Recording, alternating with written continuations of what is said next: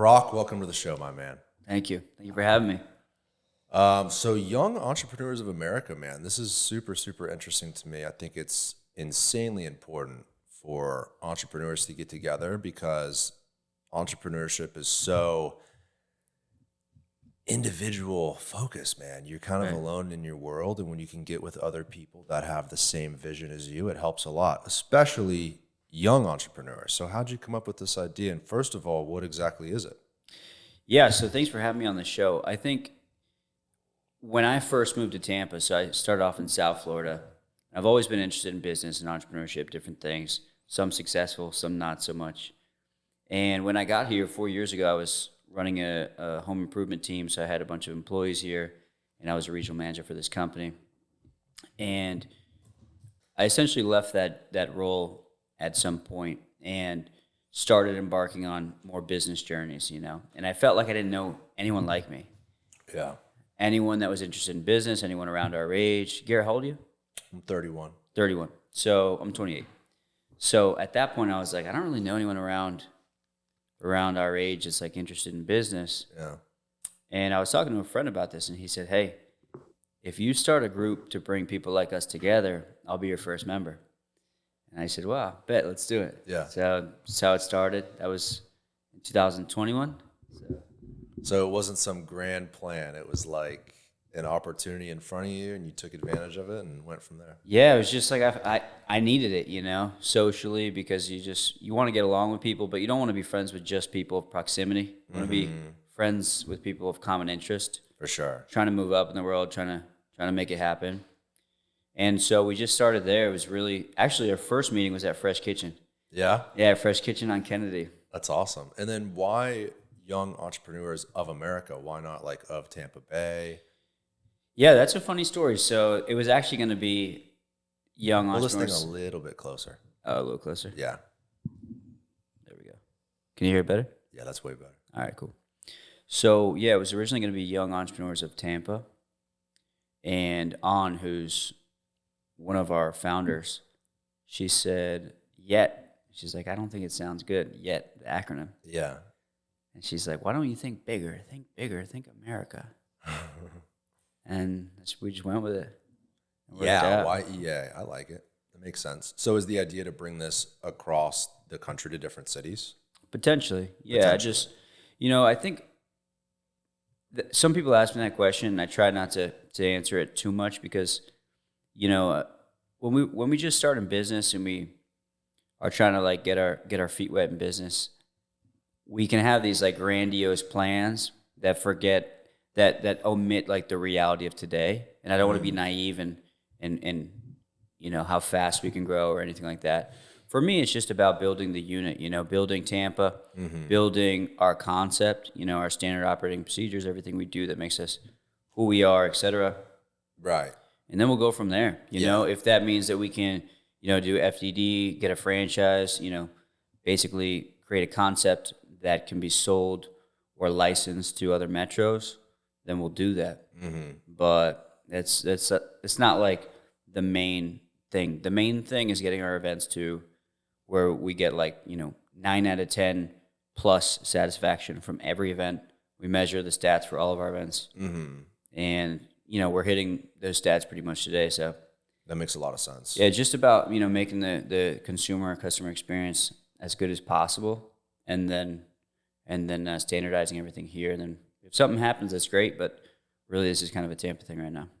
That's true with business too. I mean, if you're looking too forward into the future, then it's very, very hard to focus on what you need to focus on in front of you. That was my problem for a long time. I still have issues with that.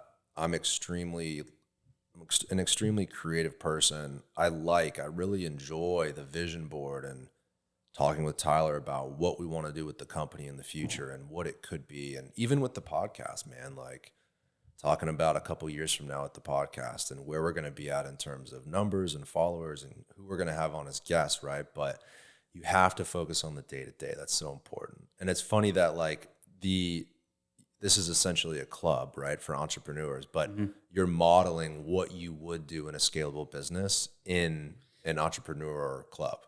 Right. Yeah. So, I mean, there's a book out there called The E-Myth Revisited. Have Have you ever heard of it? Mm-mm. Super popular. It's probably the first business book that anybody should read. But it talks about that basically the job of an entrepreneur is to create a franchise prototype. And what that means is a model that can work in other markets, other areas, and the entrepreneur's job is to build a business, in other words, a going concern that predictably creates transactions that produce a profit and service customers.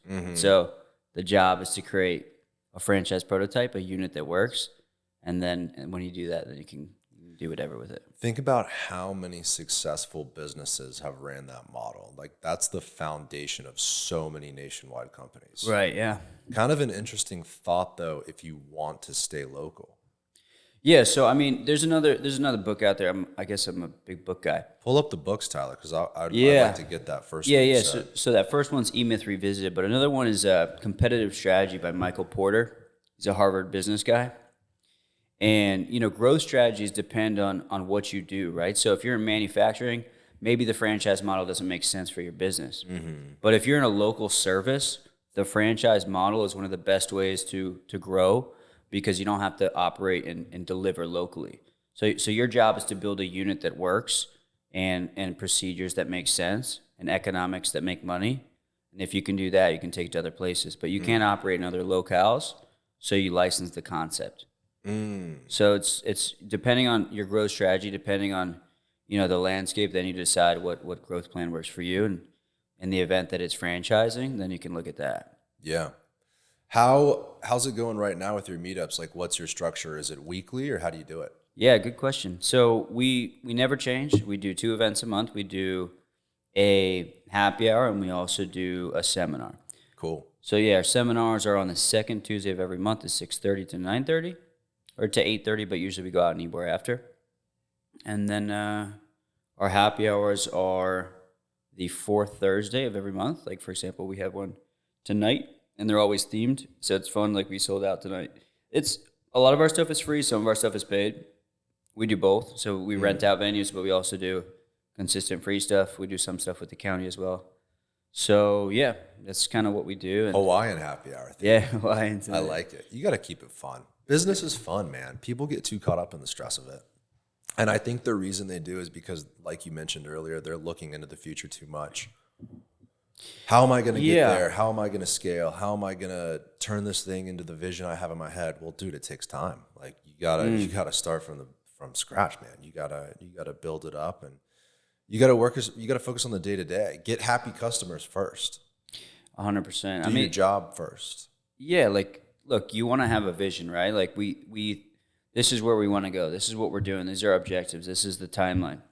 But at the same time, you can't lose touch with today because, any cash flow that you have today is servicing the future growth strategies, et cetera, et cetera.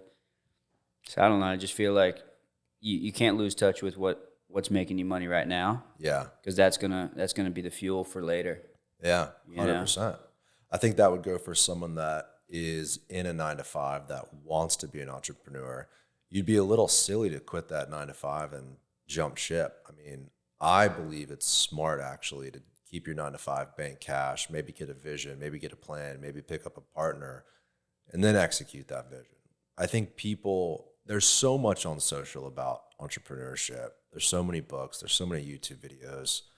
It's a very saturated market in the sense of there's a lot of young people that want to be wealthy and want to make a lot of money. So there's a lot of searchers out there looking for this type of content, but also just business content in general.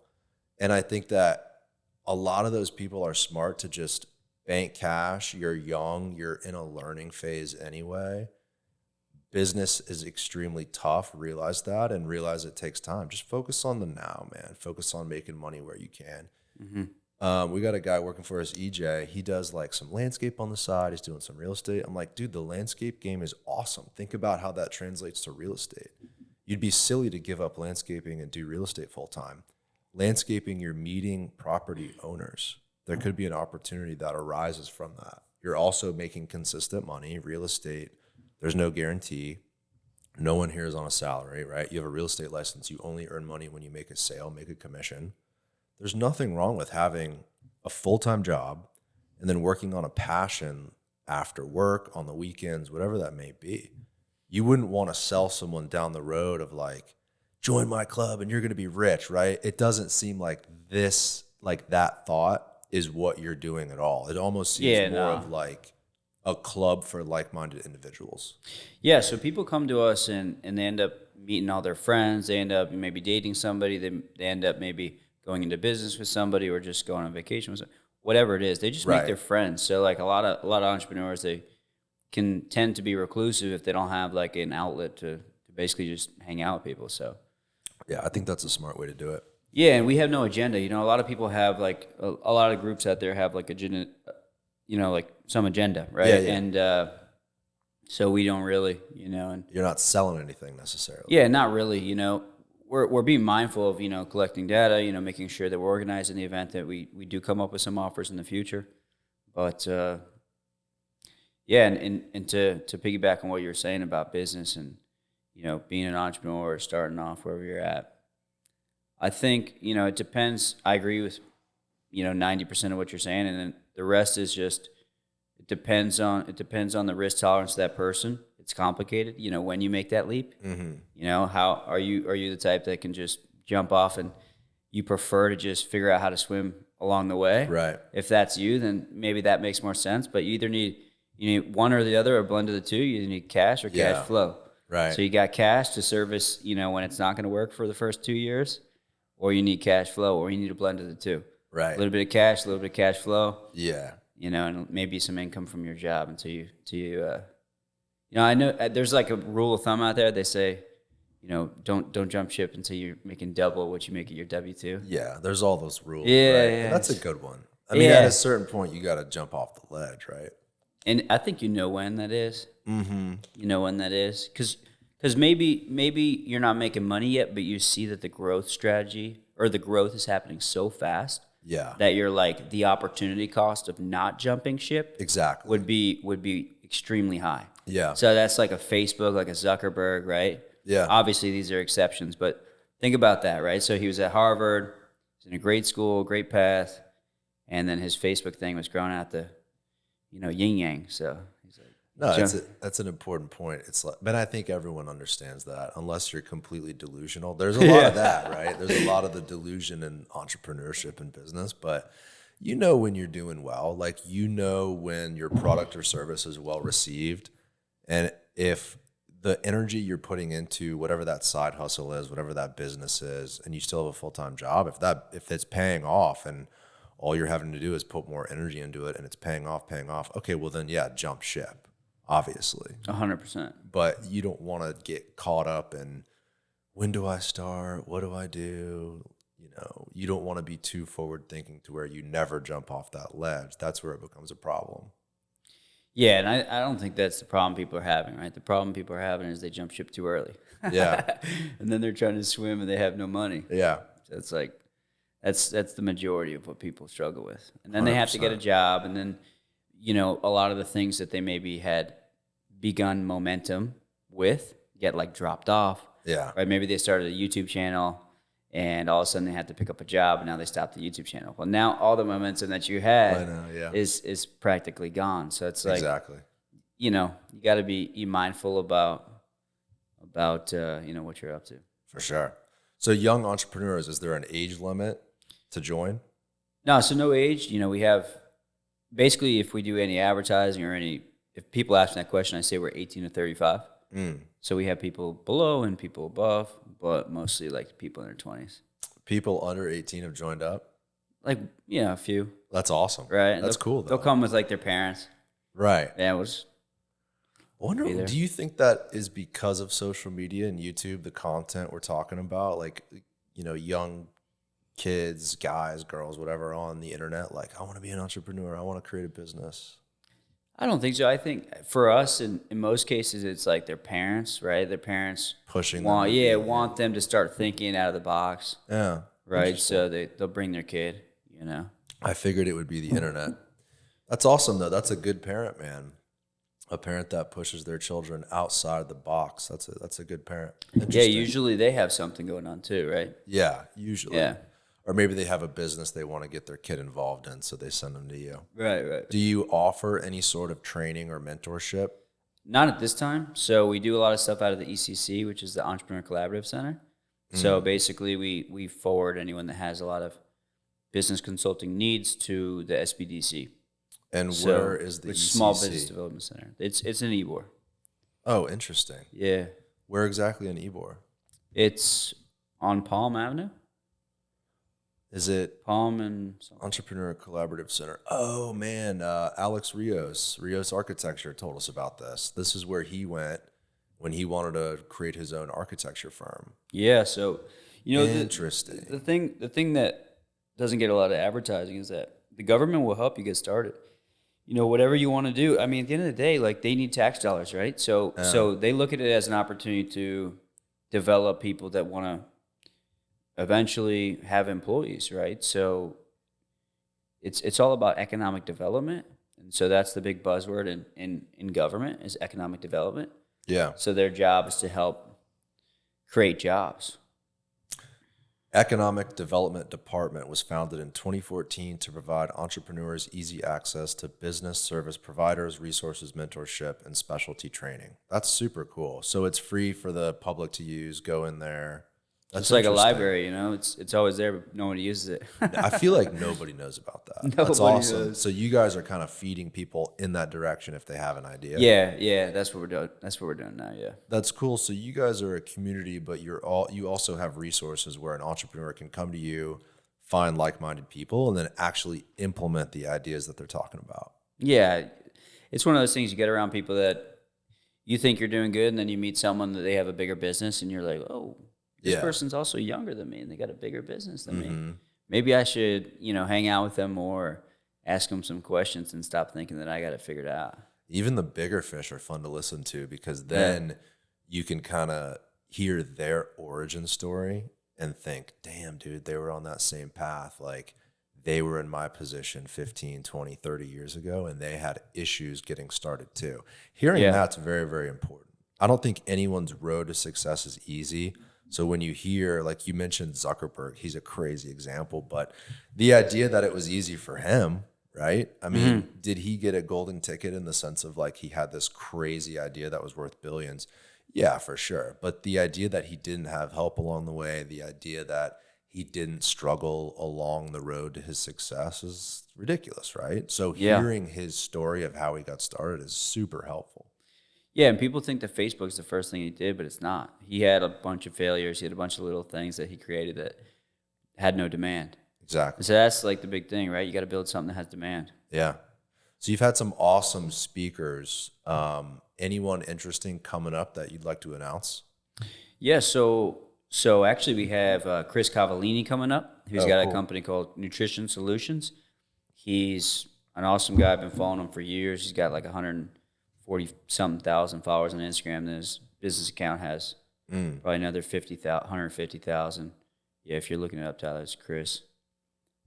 That's his company, Nutrition Solutions. Yeah. I actually used it for a couple of years. It was great. Yeah, so the guy who started it, as far as I know, the founder. That's awesome. Yeah, and we have one of your ex-special guests coming in September. Oh, can you announce it? Yeah, it's going to be Brad. Who? Brad with the Motor Enclave. Oh, amazing. Yeah, he's a great one to have. Yeah, his idea was incredible. I mean, to talk about vision and then executing that vision, creating something that's conceptual into the real world. God dang, I don't know if there's a better story than Brad with the Motor Enclave. I mean, right. When I first heard of the idea, I even told Brad, I was like, dude, I didn't think it would work at all. Like, I thought it was a crazy idea. The idea that you're going to spend, $150 million on this project way outside of the city. You're going to build like a test track, off-road track, create these garage condos and sell them for as much as a house. I was like, there's no way that's going to work. But he put it all together, man. His story's unreal. Very, very inspiring. He's a great one. Yeah, so that'll be exciting. September. That's amazing. Stay tuned, people. So you've got some awesome local people, it seems like, that come and share their ideas. What's the future look like? I mean, I know we talked a little bit earlier about franchising and stuff like that, but locally, what are some things that you want to see? Yeah, so, we gotta continue to get dialed in with the events that we have now, right? So we do happy hour, we do the seminar event, and we, like, for example, Tyler's going through this right now. There's our last speaker was the founder of Kawa Coffee, so we got probably some coffee drinkers listening today, and Raphael was amazing, and he told his story. He's got 150 employees. I'm pretty sure they do north of 10 million in revenue, more than that. It's amazing. Not exactly sure what it is, but on his website he shows what it had done in the past, and I only imagine it's more than that today. So refining kind of what you have, that's a smart idea to do it. Yeah, so yeah, future strategy, just getting everything dialed in, standardizing everything, making sure that we can, hand off the concept to somebody probably internally, so we can have an organizer that runs our events. I mean, obviously I run them all now, but right. Well, that's how you scale, right? Yeah, we got a good leadership team. Even if you don't, like business tips 101, right? Like, even if you're not planning on leaving that operating role because maybe you like it, or maybe whatever reason, maybe you're saving cash, whatever it is. At the end of the day, you want to build a business that you can hand off, even in the event that you don't, because that's how you have full freedom in your life. Yeah. So you say, in 2024, I want to retire from my gig, but I want to be able to hand it off. Right. Or you have a new business idea that you want to do, but you can't do that until you get out of your operating role today. And how do you do that? You got to hand it off. 100%. Exit strategy. There's they have a bunch of courses with the National Association of Realtors. So I'm taking one right now on brokerage management. And one of the courses in that curriculum is an exit strategy. And the way they pitch the course is like, even if you're not going to sell your brokerage, even if you're not, this is a family business, it's good to have an idea of how you would exit. Right. Because that's how you can set up your business valuation. That's how you can get funding, right? Like, if you set up your business in a way to where there's value to it, there's access to financing, there's access to partnerships that you wouldn't otherwise have if you don't plan for that. Couldn't agree more. Yeah. Yeah, at the end of the day, you want to make a concept that works, independent of you. You don't want to be a rainmaker, It's like, at least that's how I look at it. Like, you don't want some Hercules in your business that makes your business work. It's like, no, your business is the Hercules. So that you don't actually need any one person, and that everyone's replaceable. Yeah. Because you want everything to be market, right? Like, we have 5 sales reps, we have 2 lead gen guys, we have, a general manager. So then you're never concerned if someone changes something, because what that salary costs at market, what activities they perform, really just kind of standardizing your whole operating model. Yeah, you want to be more of a figurehead anyway when you scale. Like, yeah. if you look at what Apple turned into, these are classics, right? Like Apple, Facebook, even Elon Musk, what he does, right? The people that run those organizations are figureheads. They're not the ones that are like punching the clock, making the business run. They could go on vacation for a week and nothing would change necessarily. They're overseers. That's how you scale. If you look at any business that does big numbers, usually the person that founded it exited whatever role they were in, like you just mentioned, and now they're a figurehead. They're like promoting the business, they're shaking the hands, they're establishing relationships, stuff like that. Yeah, you gotta have that strategy of scale, I think, in any business, or else, like you said, you're kind of like a slave to the business. You don't want to do that. Yeah, you don't want to do that. The whole that. reason you're an entrepreneur is to not have a 9-to-5 job. You don't want to just create a business and then be a worker in that business. Yeah, then you just have a job. Yeah. And maybe you're okay with the job, maybe that's what you want, but maybe you like that role. But again, just like you're saying about your broker class, you want to build it so that you have the option that you could leave, just because that's the best way to build a business. Yeah, for sure. Not because you want to leave, not because you have to leave, but just because that's about just staying organized, 100%. I had a guy call me. He's actually a brokerage broker.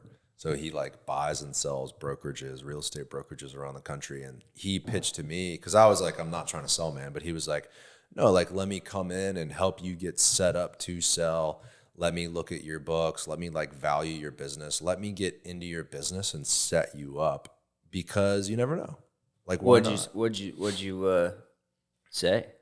Well, at first I said, we're not going to sell. We're Right. just a family business. We're also just growing. I mean, we've only been in business 6 years. I'm 31. Like, I'm not going to sell what the hell would I do if I sold? Number Right. one. Yeah. You gotta do stuff. But also, I don't know. It just sounds like a pain in the ass. But the way he pitched it was smart. It was like, dude, like, we help you get set up to where on paper you could get a good valuation. And like I said earlier, he was like, then maybe you need a business loan. Well, now your company's set up to where it's like a real business versus me just being the broker with my associates being involved in the day to day. I'm assuming this guy would help me maybe look at an office manager and scaling and getting the books correct to where it would be advantageous to get a loan or advantageous for a partner to come in, buy half the company. Maybe I operate it.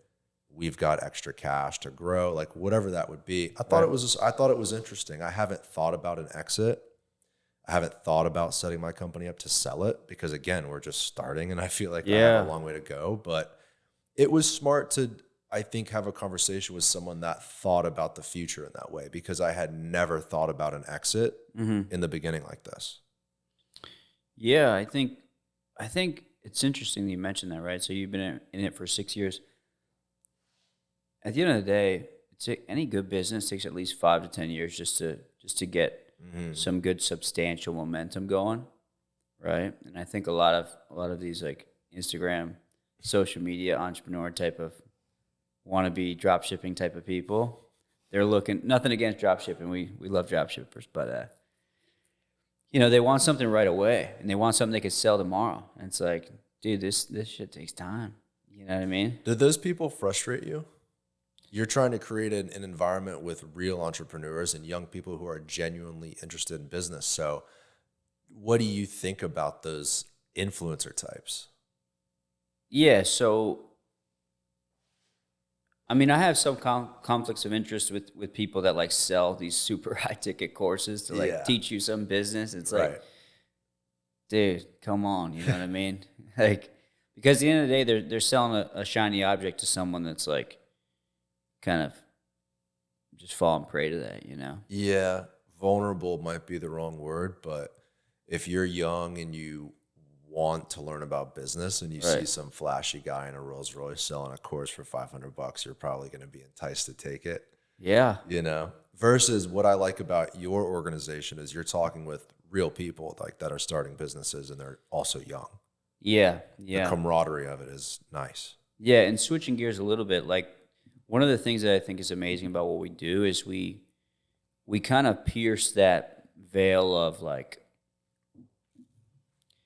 celebrityness / success. Like it's not, for example, when we bring these people in, like the founder of Outback Steakhouse or the CEO of City Furniture or Brad, for example, founder of Motor Enclave, it makes it so much more achievable. You look at this person and they're real flesh and blood in front of you and you're like, dude, you're not that different from me. Yeah. Like there's no reason why I can't do what you did. And people need that. It's like an indoctrination for success. That's so true. They need to see, oh shit, this person's like not that sharp or not that great with their communication. And at the end of the day, they became a massive success. And you're like, damn, I could do that too. Exactly. And people need that. People need to see it.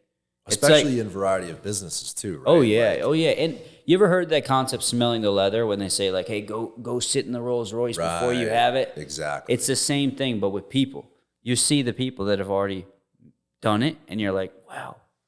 Again, you're not that different from me. And in different businesses.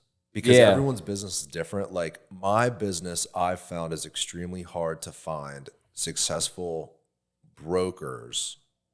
Like think about the few people that have successful brokerages, even here locally. I don't know, what is there, like 50 people across the entire Tampa Bay area? You know what I mean? It's a very small group, but even so, I can look outside of that to a guy like Brad Olachansky, where he's created this super niche business and found a way to do it. Like his story alone is inspiring to me because I feel alone in that there's not a bunch of people I can go to that have created successful brokerages that I can listen to their story. It's just a very niche business.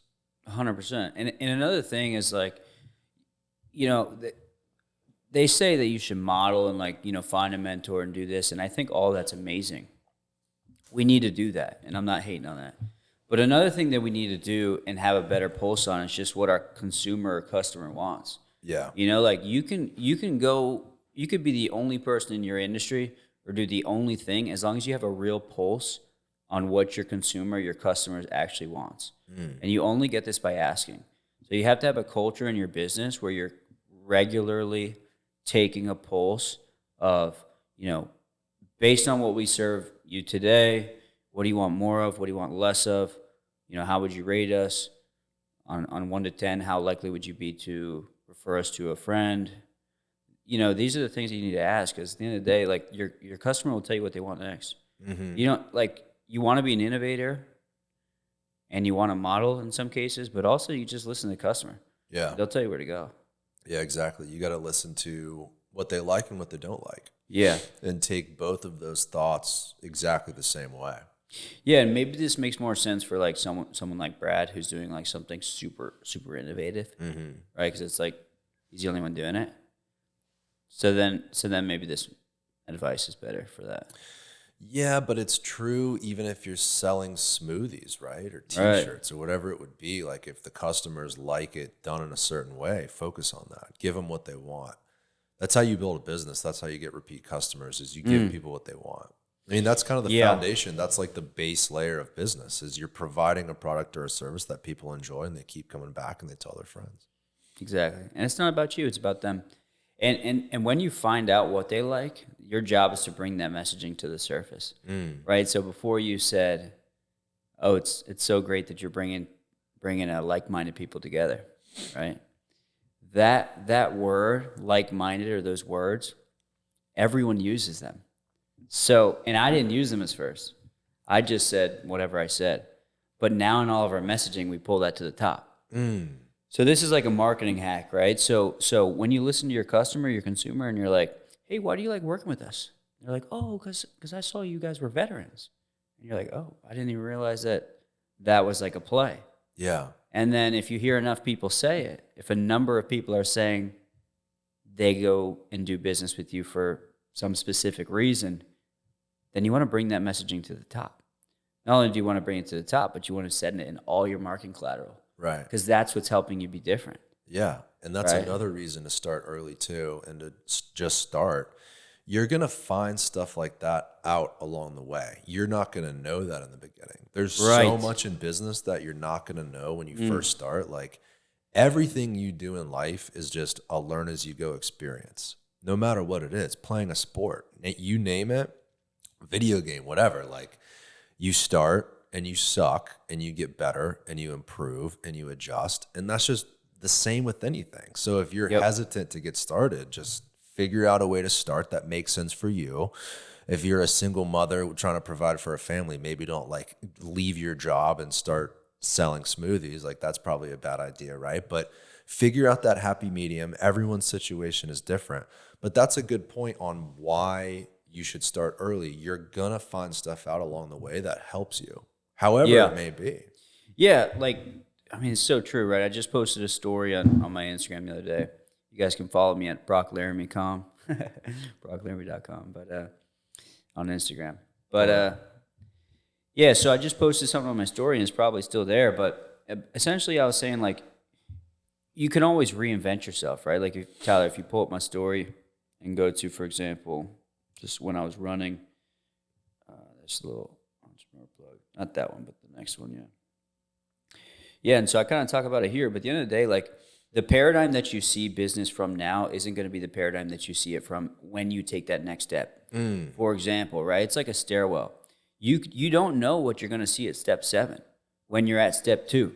Right. So stop trying to make step 7 decisions at step 2. Just take the step, take the step, take the step till you make it to step 7. And then when you get there, make a step 7 decision. So it's like same thing with like what we were talking about before about like, hey, what's the future? What's the plan? And again, I think that's very important. You know, where are we going? Right? Why are we heading there? What are we about? We need to ask these questions, but at the same time, we got to make decisions with just the information we have in front of us right now. Because I feel like a lot of people get stuck there, man. They obsess about it. They obsess about, like, for example, let's say someone wants to post more content, right? And they're like, oh, I need like that perfect picture. Right. Or I need that perfect podcast episode or that perfect podcast setup. And it's like, no, you just got to get started. Yeah. And you got to let the starting, like, innovate from what you learn, because you don't even know what you don't know until you get started. Yeah. I feel like speed is the new quality or quantity. Like today, right, with social media, everything's fast. It's really not the biggest or the best at the table. It's just the first at the table that makes it.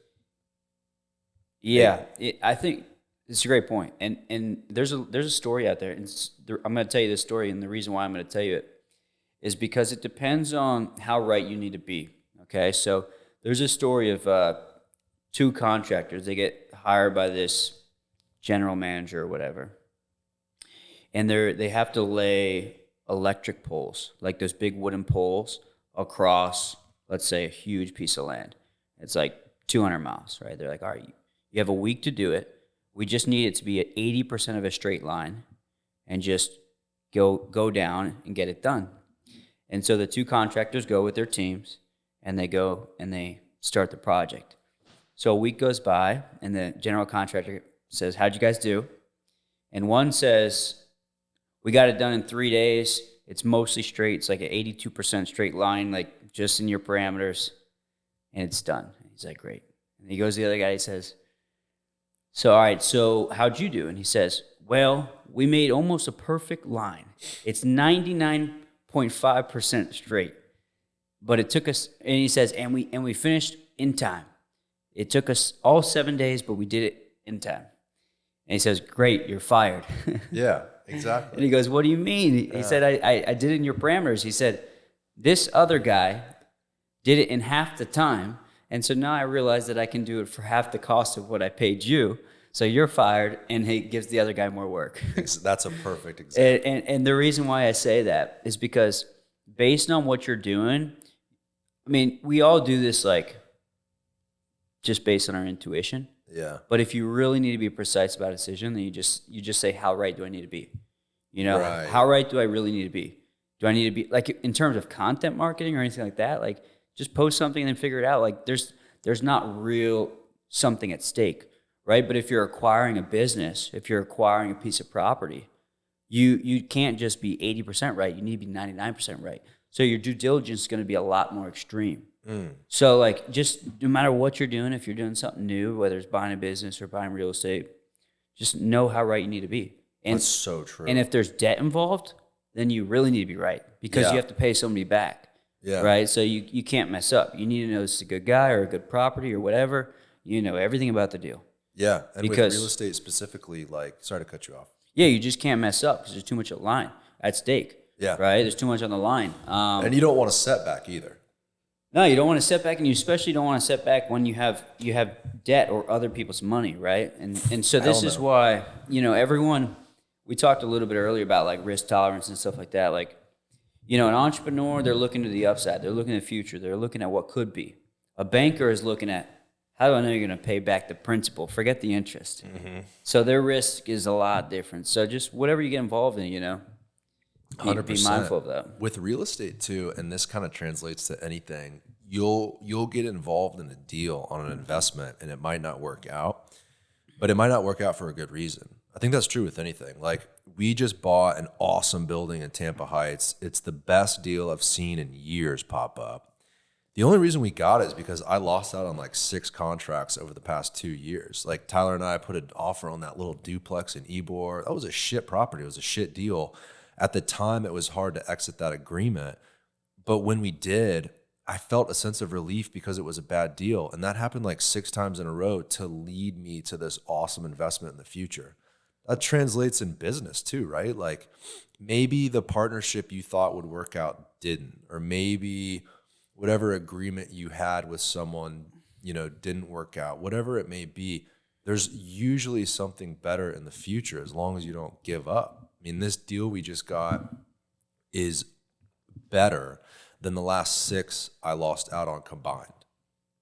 And isn't that true with business too? Like, what you think could be a setback, like you go to pitch your product or idea to an investor and they say no, dude, there's a bigger fish down the line that's going to say yes. And if you always have that positive outlook and positive mindset, you will be successful. I think if you just don't quit, you keep going, you keep pushing, like inevitably you'll figure out a way to make it happen. 100%. I mean, like anything in life, it's like whether you're working with a vendor or, for example, I have a video editor that's working on some of my stuff, and we're looking at my Instagram here. This last post that I made, he texted me. He said, "Oh, did you do that edit yourself?" And I said, "No, I work with another editor." Surprise. Yeah, it's like at the end of the day, if he's going to be mad about the fact that I work with another editor, he's not the right fit. Yeah. So it's like anything in business, like if you can't be honest about something, then like just don't do the deal. Don't get involved in the relationship. If you can't handle my truth, my candid truth, then we shouldn't be doing business together. There's a lot of different businesses out there for any one niche. Like, how many editors are there? How many real estate agents are there? How many, there's a lot of competition. So don't think, oh, I'm working with someone, I'm locked in for life. Earn it, right? Yeah, even if you're working with someone and you've been working with them for a year, you got to earn it every day, because that's how you build a good business. That's how you build rapport. That's how you get that person to refer their friends and family to you too. 100%. You can't ever get comfortable. Yeah, and I bring that thing up about the editor because it's like if you can't be, I don't know, honest about your deal, if you can't show, hey, I'm looking at 5 different things right now, whatever happens, and like you said, your 6th property was the one that worked out. Mm-hmm. In hindsight, you look back and from that paradigm of when you were looking at that first duplex, you probably thought it was a great deal. Yeah. Because you didn't know what was coming for you. Mm-hmm. And you actually look back at the lost deals and the lost opportunities, and you're like, thank God those didn't work out. Yeah. Like, I'm glad that didn't work out. Yes. That would have been a bad deal for me. 100%. So realize that too. Like, whenever something doesn't work out, you got to look back and be like, you know what? That was for the best. That was for the betterment of my situation. Right. And in the event that you feel like it wasn't, right, like you really lost out, then the other thing that you do is you just say, how do I make sure that doesn't happen? How do I make sure I don't lose that deal next time? Mm-hmm. All right, I lost a deal. All right, it sucked. All right, that was actually a great deal. Well, how do I make sure it doesn't happen again? How do I make sure that I get 3 of those on my plate a day instead of 1 every month? So that I can take these law of averages, that 2 are going to fall through, and I'm still going to make it work, right? So, I mean, sometimes you do lose a keeper. Yeah. But in the event that happens, just look at it, say, how do I do it again? Start from scratch and, be a better marketer or whatever we got to do to just have more deals in our pipeline. That's why talking to other entrepreneurs and especially successful people, like the guests you have, are so important. Yeah. Because you hear their story and you're like, oh, they lost 2. And if they had 1, well, then they wouldn't be, the founder of Outback or whatever, the founder of Facebook, like whatever it may be. Like, even the people operating at that level still look back and say, yeah, I'm glad it didn't work out. Mm-hmm. That goes for relationships too. Yeah. Whether it's a partner in a business or a relationship you have with a woman or, whatever your preference is, like, thank God I didn't get married to that girl, right? 100%. I have my beautiful wife. I was going to say that earlier when we were talking about it. I was like, man, I should probably keep it on business. But hey, man, we talk about it all. You end up dating someone and maybe she doesn't want to be with you for whatever reason. You look back and you say, you see that maybe she wasn't a good fit for you because you see kind of how her life rolls out and you say, damn, I'm so glad it didn't work out like that. It's relationships in business are extremely important. Like, if you don't have the right person supporting you, that's going to be a real problem. Oh, yeah. It's going to be a real problem. And maybe the girl that you really loved didn't work out, and the new girl you meet in the future and get married to and have a family with, maybe she's the one that was supportive and the other one was never going to support you, even though you thought, oh, I love her so much, I'm so upset it didn't work out. Dude, you never know in life. You just got to keep pushing forward, man. Yeah, you got to, and I'll say something that's maybe a little much for some viewers, but at the end of the day, it's like, you got to be that dude that can start again. You know, you lose the deal, you lose the girl. Like, you got to just be so solid that what you bring to people in general is that you can restart another relationship. You can restart another deal. Like, I can start it over because I got the resources, I got the skills, I got the tact, communication. I'll get that next girl or I'll get that next deal. Like, this is how we need to be able to look at life, because that actually gives us the freedom to be exactly who we are with the people that we're with now. Yeah. Because if we're scared we might lose something, we're already lost. Facts. You know, I'm not scared of, like, anything like that, because everything's market, you know? Yeah. You want to think in terms of market. Does that make sense to you? You got the fun story too. Yeah. Right? Does that make sense to you, though? Like, well, yeah, like market. Market as in use the story to your advantage. No, I mean, like, everything's market, right? So, like, let's talk about real estate, right? So the rent market in this zip code is this, right? Let's say you lose that girl, right? At the end of the day, if you were dating somebody that was way higher than how actualized you are, or how financially stable you are, or how in shape you are, you were lucky with that one. You know, because that was a market for you. Got it. You know what I mean? And so the reality is to raise who you are every day. So if you lose something, you could get it back. You know? Yeah. I see what you're saying. Yeah. That's how I look at it, you know? Standards. You could call it standard too, right? Raise your standards. Just raise who you are, not just your standards. You know, maybe you have to raise your standards to raise who you are, but at the end of the day, like, you know, what we get in life is a byproduct of who we are, how our communication skills are, you know, how great we are in business. These are things that we have to continue to raise. Raise your own bar. Yeah. Your own, you know, whether it's skill set, mindset, personal development, 100%. business. Like, yeah, I see what you're saying. It makes sense. I feel like raise who you are.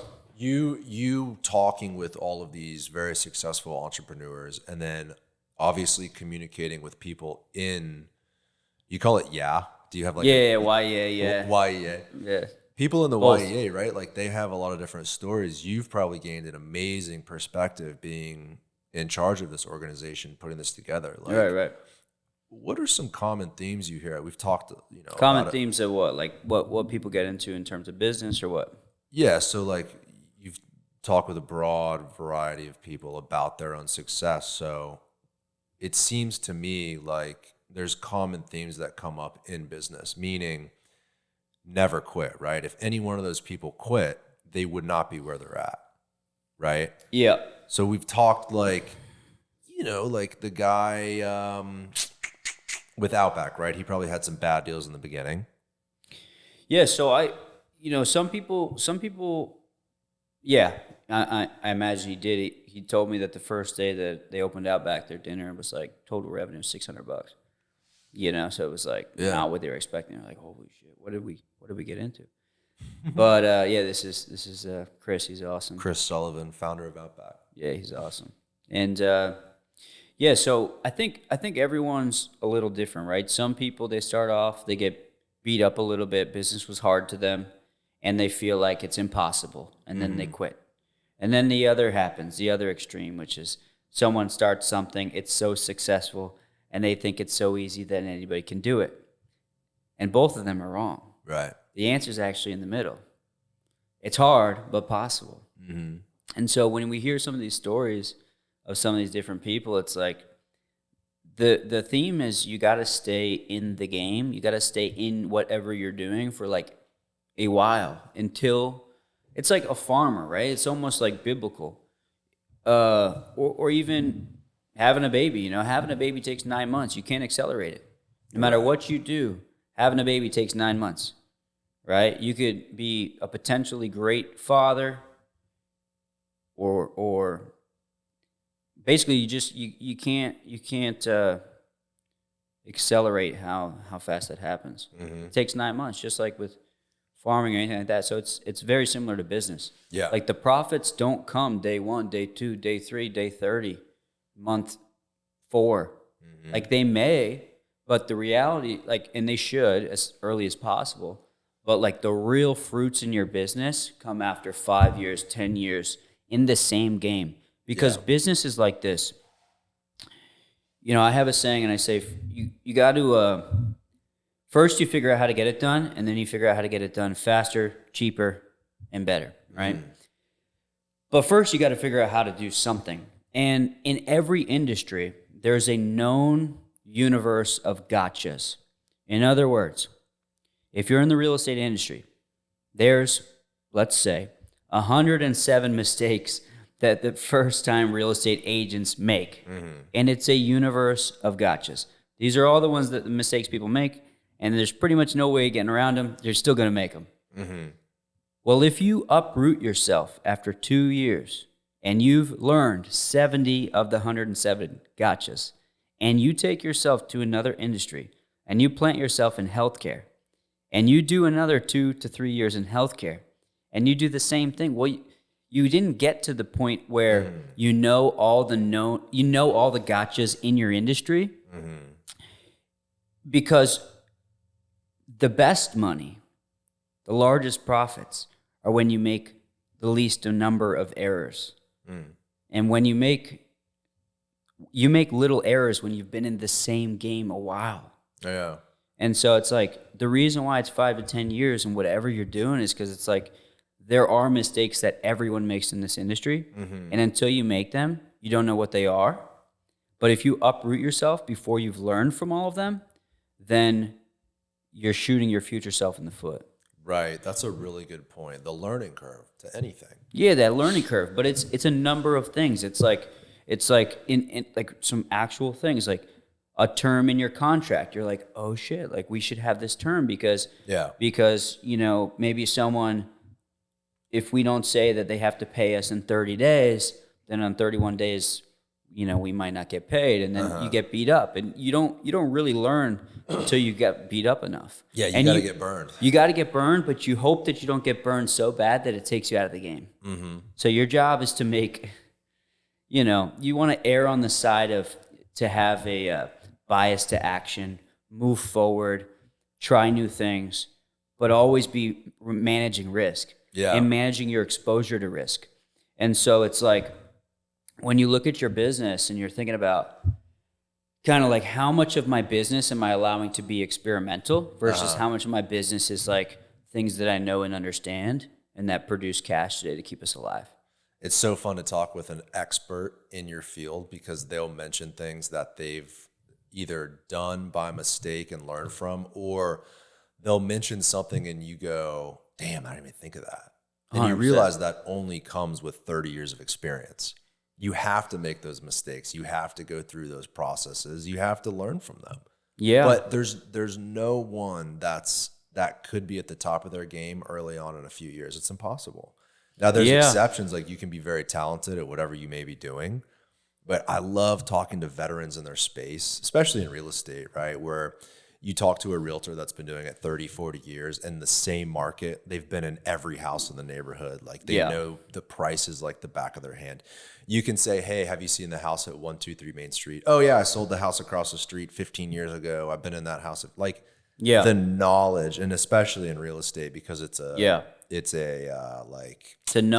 concrete market. It's not very fluid. It's like, the house is the house, the street is the street. That's not necessarily changing. So true. But when you talk to an expert, that's what I love, man. That knowledge that's only learned through time and experience. 100%. And we need to have those people in our corner, right?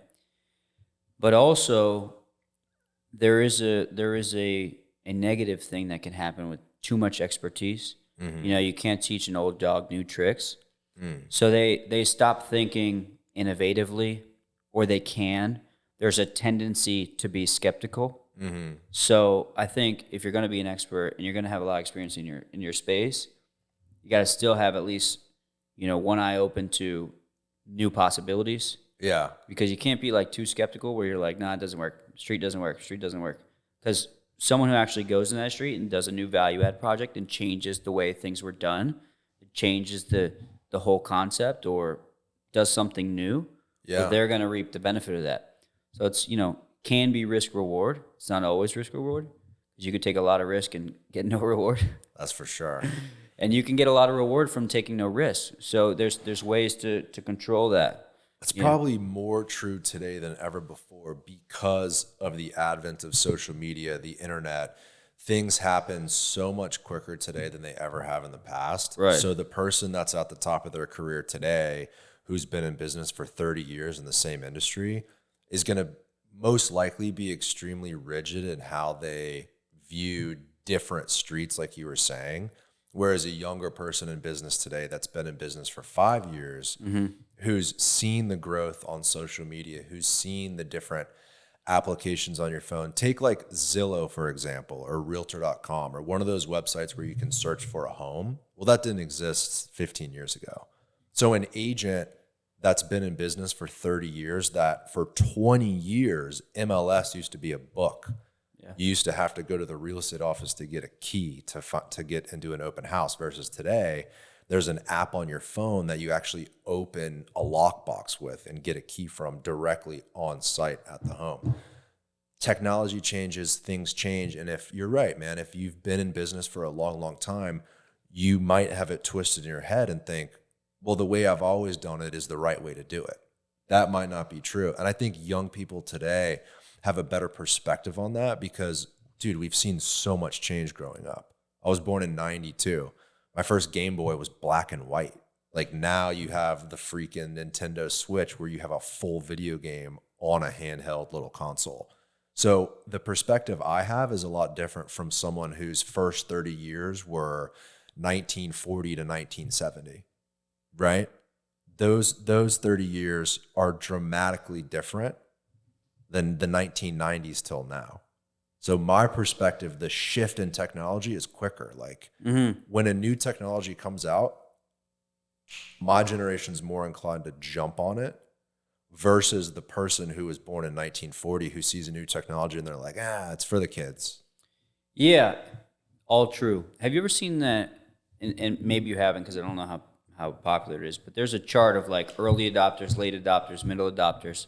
There's like there's the innovators, late adopters, or I don't know, maybe Tyler can pull it up. But type in like the adoption, like early adoption table or something like this.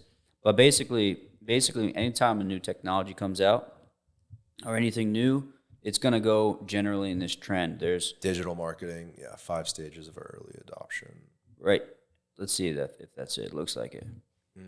But essentially, there's always some innovators, some early adopters, some middle adopters, late adopters, and then the laggards. And so a lot of old people, in terms of technology, they're in the laggard stage. You know, it's because they're not willing to take the learning curve unless they know it's going to work. It's true in business too. Like right. The same can be true for an entire organization. It's not even the entire culture of a company, and then they end up feeling like social media is not an important thing, and they end up still doing radio and TV and blimps, and it's like, no, dude, we're in a whole different time. Blimps. I'm saying, like Goodyear blimps. That'd be kind of badass though. Imagine a blimp with your logo on it. Young entrepreneurs flying over Raymond James Stadium. It's true though, especially like think about back to real estate, right? That's all I know. So that's what I always speak on. But a real estate brokerage that's been around for 40 years is maybe less inclined to do social media versus like Ryan Serhant with his brand Serhant. They've grown at an insane rate over I think they've been open 2 years or 3 years, not very long. But think about how deep and far they've gone versus a real estate local brokerage that's been in business for 40 years. The brokerage that's been in business for 40 years, if they were smart, they would play to social media on their experience, on how they understand this market better than any other brokerage. Whereas Serhant, like he's so content and technology heavy, his scale is super wide and super quick. That's the advantage of being young, frankly. Right, yeah. A lot of young people look at their experience as a negative thing because they don't have much of it. Yeah. Right? They're like, I've been in business 2 years. How do I compete with these? It's like, man, don't worry about that. Look at it in a positive light. Look into new technologies. Look into ways you can have an edge outside of the person that's in your space that's been doing it for 20 years. You're never going to beat them in terms of experience. Forget it. So find a different way to beat them. Yeah. Look at this. I mean, his website, the vibe of it, the technology, everything he's doing plays into the fact that he's like, I don't know, what is he, 40 years old, right? 38. If this was an old brokerage that's been around for 40 years and it looked like this, that would be magic. That would be a perfect scenario where you have the old and the experience matched up with the innovation of a young person. And I think that is what makes a great company today is companies are multi-generational. Like the people at the top, the founders, the executives are usually older people, right? They've been in business for however long the business has been in existence. But the younger people coming into the organization, they can affect a great change because they know about all these new technologies that the older generation might not. Yeah, 100%. Like we said, like you got to be both. You want to make decisions based on your experience, but also be open-minded to, a new way of doing things. I'll tell you a little story. I won't say any names because I love these people. But one of my first jobs was in the roofing industry. So I was a roofing technician, and we used to have to go on these roofs. And it was super hot and sweaty in South Florida. But one of the things that I mentioned, I was like, why do we get on a ladder and measure all these things by getting on the tile and doing all this when we could just fly a drone over it? It's like, let's just fly a drone over it. It does the same thing. It'll take us way less time. It would probably be a lot more accurate, and there'll be very little liability of breaking roof tiles because we're not even touching the roof. And it got turned down because it was like, don't tell me how to run this business. Right. We've been doing it this way for so many years, blah, blah, blah. Well, just only in a few years later, everyone was doing it by drones. Yeah.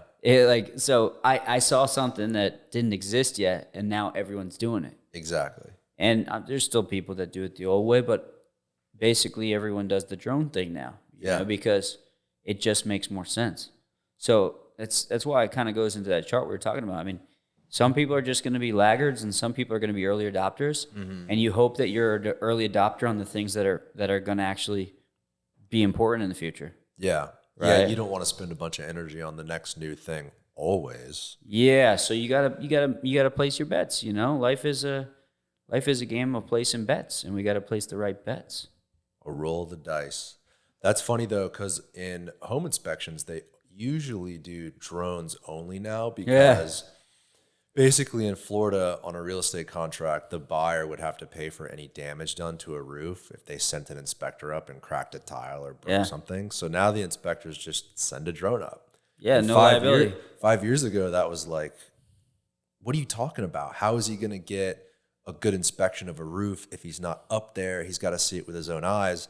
100%. The technology with a drone, with the HD 4K cameras and the zoom, like it's almost better than getting the inspector up there. Also, too, if you record a video, you can watch it 100 times and really review things. It's just oftentimes better ways of doing business pop up. And I think if you're early in on it and you explore the idea in a super quick way where you can say, yes, no, it doesn't work, that's going to separate you big time. Oh, yeah. That's why our business is interesting because we really have a mix of people at my company. I think our oldest agent is in their 80s and our youngest is like probably you guys, 20 years old. I mean, we have a 60-year gap in associates here. And a lot of them see different things. A lot of them do business a certain way. And one of our older agents, is riding around town with contracts, getting them signed with pens and paper, right? But the younger agents are like, what technology can we use for electronic signing? Like, how do I do everything through my phone and computer? Whereas an older agent isn't even really thinking about that. Interestingly, though, in my business, the older people are usually working with an older customer, and the younger people are usually working with the younger customer. Right, 100%. So even before you said that, I was going to say something about this. It's like in business, and it's particularly marketing, let's say you want to sell to an older customer. Well, you're going to want to show the older customer a case study of you working with an older customer and how it went. So it's the same thing with, like, for example, sales agents. People have chemistry with certain people, and that's just that, right? One of your reps might have chemistry with one customer, and another rep with that same customer might not have any chemistry. Maybe the deal wouldn't have happened if you used the second person, right? So what I'm saying is that it's good to have a blend in your sales organization. Yeah, so you can have a blend of the customer base, right? So you could be doing transactions with a lot of different types of people, and that de-risks a lot of what you're up to. You know, because we do business with all type of people. So, you know, the new people, the old people, the people in the middle. The reason why we're able to do that is because our sales agents represent that. And it's not that a young person can't sell something to an old person or vice versa. Actually, that can always happen. But usually we do business with people like us.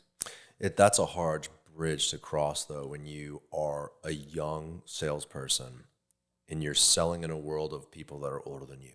It's really, it's a hard hurdle. I've dealt with it. I know Tyler has, where you're young and you're in sales and you feel like everyone you're dealing with is older and more experienced. And you have this sense of distrust from the customer. You're like, in your head, you're like, why would they buy a house from me when I've never bought a house myself? Why would they buy a house from me when there's a million different people out there that can sell real estate that have been doing it a hell of a lot longer than I have? I think that's true with anything in sales. Like, the young salesperson, you have an uphill battle in the sense of you're probably dealing with people that are older than you. And I'm talking young. I'm talking like 18, 19, 20, 21. You really only need a few years of experience to get past that hurdle in your head. And like you said, you're going to do those 140 things that you're not supposed to do, but you're going to do the them gotchas, anyway. Yeah, the gotchas, it's going to happen. But that's a big hurdle you got to get past. And maybe there's a different angle you can take in your business too. You don't have to do it the way that it's always been done. You don't have to do it the way the 30-year associate does it. You can do it in your own way.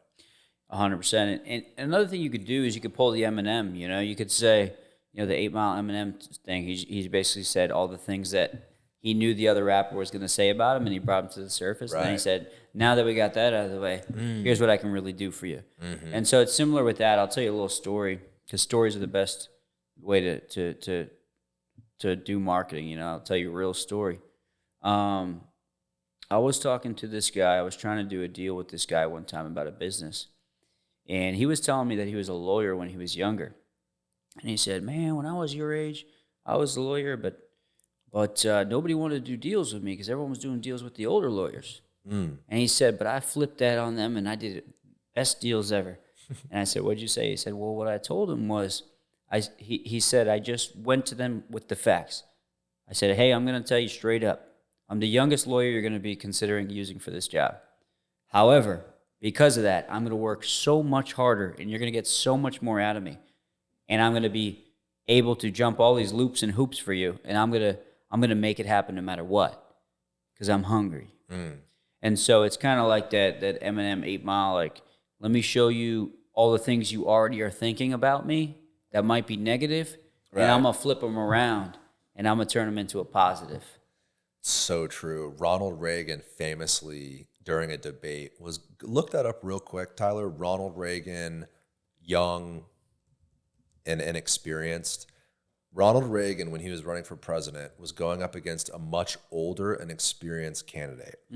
And I think we can pull it up, but the first question in the debate was about, I think it's the mic drop moment, possibly. But the first question in the debate was about his inexperience. Like, dude, why would we choose you to be the president when your running mate, or not your running mate, your opponent is so much more experienced, so much older. He's been a senator, he's done this, he's done that. And Ronald Reagan just crushes it. And he's like, I'm not going to let your experience, whatever he says, we'll play it right here. Oh, is this one of those things where the YouTube dude is just talking over the real video? It is. That's so frustrating. Yeah, this one.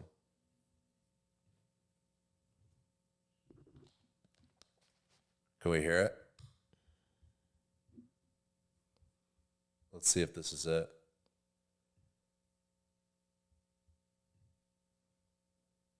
What do you need to do? Put it on the Roadcaster? Producer Tyler with some technical difficulties, ladies and gentlemen. You hear it? No, can't hear shit. Turn it up on the Roadcaster, maybe. See, people, this is the learning curve we're talking about. You're not gonna know everything up front, just like Mr. Tyler is trying to figure out, scrambling. My opponent's youth and inexperience. But look at the point, though, right? Even his opponent is smiling at him because of what he just said. People will respect you if you're honest, you know? Oh, yeah. I think putting out in front, right? Like you said, putting out in front. Look, I know I'm young, okay? Let's push that off the table. Let me move forward and tell you why you should work with me. 100%. Like, that's the point, right? And Ronald Reagan nailed it. And even his opponent was smiling and laughing at him.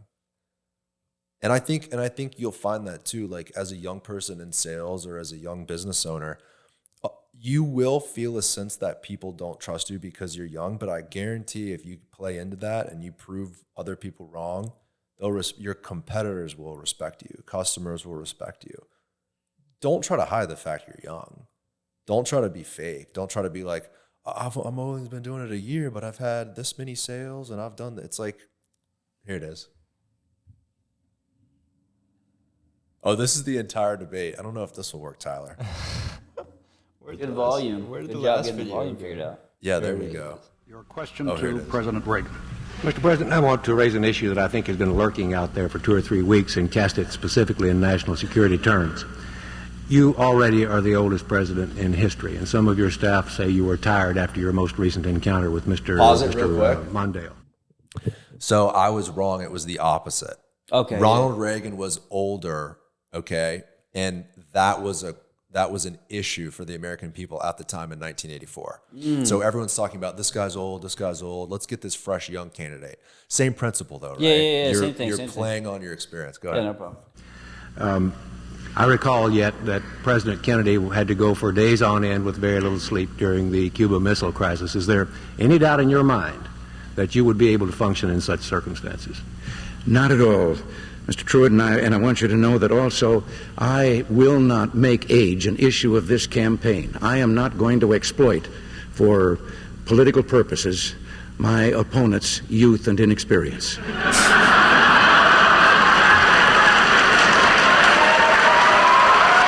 Listen to the crowd.